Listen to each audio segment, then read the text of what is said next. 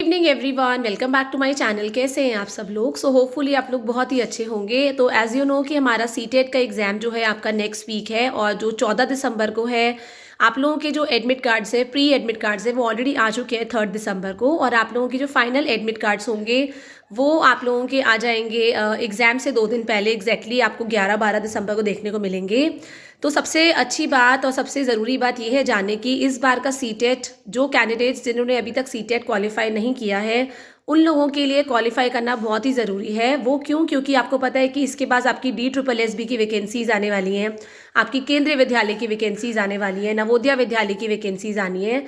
और जिन सभी पोस्ट के अंदर आपको सीटेट क्वालिफाइड होना पड़ता है। अगर आप DSSB, KVS या NVS में बात करें तो जनरली KVS और आपका जो DSSB है, अगर आप PRT का फॉर्म भरने लगेंगे तो आप लोगों के लिए सीटेट पेपर 1 क्वालिफाई मांगा जाएगा।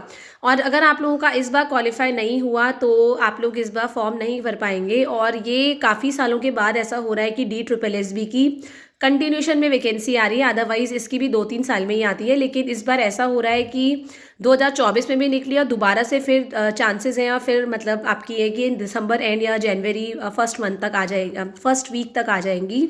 एंड सेम जो आपके DSSB TGT वाले हैं, जो DSSB TGT या KVS TGT का फॉर्म भरना चाहते हैं, उन लोगों के लिए भी सीटेट पेपर 2 क्वालिफाई करना बहुत ज़रूरी है।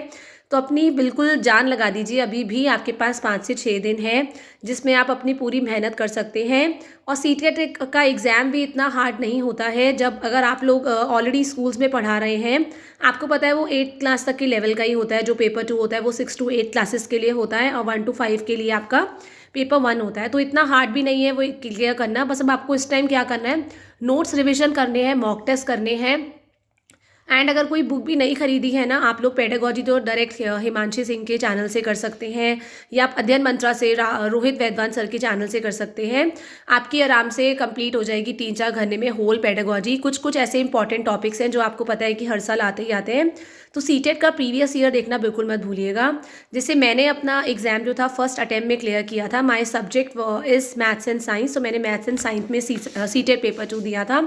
तो मैंने NCERTs को प्रेफरेंस दी थी। मैंने NCERT बहुत अच्छे से करी थी 6 to 8 की साइंस के लिए एंड सेम 6 to 8 की मैथ्स के लिए NCERT करी थी। तो आप लोग ज़रूर करिएगा। एंड अभी NCERT करने का टाइम नहीं है तो आप लोग प्रीवियस ईयर्स करिए, यूट्यूब पे डाल दीजिए वीडियोस। एंड कुछ भी कर रहे हैं आप लोग अपनी वीडियोस को ऑन रखिए। और जो भी आप लोग अभी दिन में भी 5 से 6 घंटे आराम से दे देंगे ना, 4-5 दिन आराम से एग्जाम। स्टिल अगर आप अभी भी स्टिल कुछ नहीं पढ़ा हुआ है, लेकिन अगर आप लोग स्कूल में टीचर हैं, ऑलरेडी पढ़ा रहे हैं और दिन के 4 या 5 घंटे भी आराम से देंगे तो आराम से क्लियर कर पाएंगे। ये आपको बताना इसलिए ज़रूरी है क्योंकि आपकी अपकमिंग वैकेंसीज़ के लिए सीटेट का क्वालिफाई होना बहुत ज़्यादा ज़रूरी है। बिना सीटेट क्वालिफाई किए बिना आप लोग ना तो फॉर्म भर पाएंगे। और अगली बार आपको पता है इस बार KVS का फॉर्म अगर 24 में आ गया तो वो अगले बार आपको 26-27 में देखने को मिलेगा। सेम DSSB के अगले बार का फॉर्म देखने को मिलेंगे। आप कुछ भी नहीं कह सकते। इसीलिए all the best for your CTET preparation. आपको पता है सिर्फ 150 में से आपको 90 स्कोर करने पड़ते हैं, 60%, और जो इतने मुश्किल नहीं है करने। और इंग्लिश हिंदी भी चाहें आप, हिंदी आराम से अध्ययन मंत्रा के राहुल सर के चैनल से पढ़ सकते हैं। सारे आपको सीटेट के प्रीवियस ईयर्स मिल जाएंगे। एंड अगर आप लोग चाहें इंग्लिश पढ़ना तो DSR सर की क्लासेस से या अध्ययन मंत्रा में दीपक सर पहले उनकी क्लासेस है प्रीवियसली अपलोडेड। आप लोग बस यूट्यूब में टाइप करेंगे ना सीटेट इंग्लिश क्लासेस, आपको सारे के सारे अच्छे से अच्छे टीचर्स मिल जाएंगे।